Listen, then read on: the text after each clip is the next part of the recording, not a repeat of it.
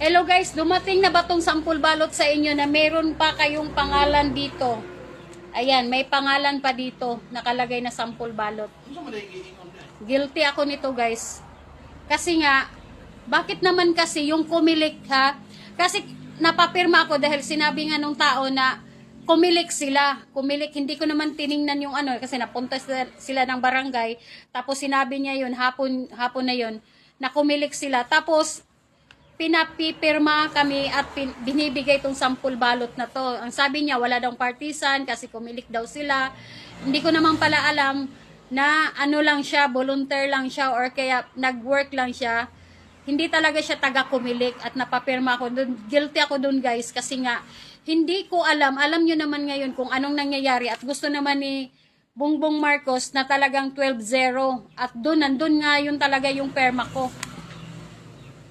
At saan gagamitin yung ano, hindi naman explain yung tao. Ang sabi pa niya, basta may quota sila, magpaparesig sila at meron nga yung pangalan yung balutan na to, itong sampul balot na to, ganyan, bla bla bla.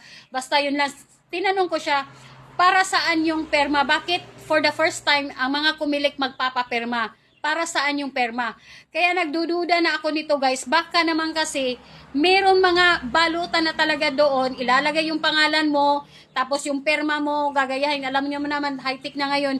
Ilalagay yung perma ko doon sa baba. Tapos yun na palang mga Bongbong Marcos na pala yung line up doon. At sila na yung manalo. Kasi ano nga niya target nga niya 12-0.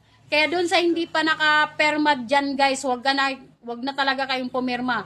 Baka ito yung dahilan, baka gamitin yung perma natin sa hindi maganda o kaya pa impit Sara o kaya pa kulong kay Tatay Digong natin, sa ating presidente natin. Nagtatanong lang ako kung dumating na ba sa inyo diyan na kung galing sa kumilik at pinapapapirma kayo, pinapareceive kayo, binibigyan kayo nito guys.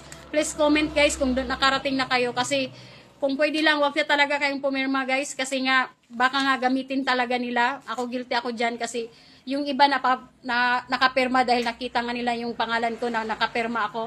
Kaya nga, sabi ko sa kanila, wag na kayong pumirma. At yun na nga, nangyari na nga guys. At yun, dito sa amin, ginagawa talaga yan kasi nga, meron talagang volunteer na umiikot-ikot na pinagsasahuran sila ng 500 plus para lang talaga mapapirma yung tao.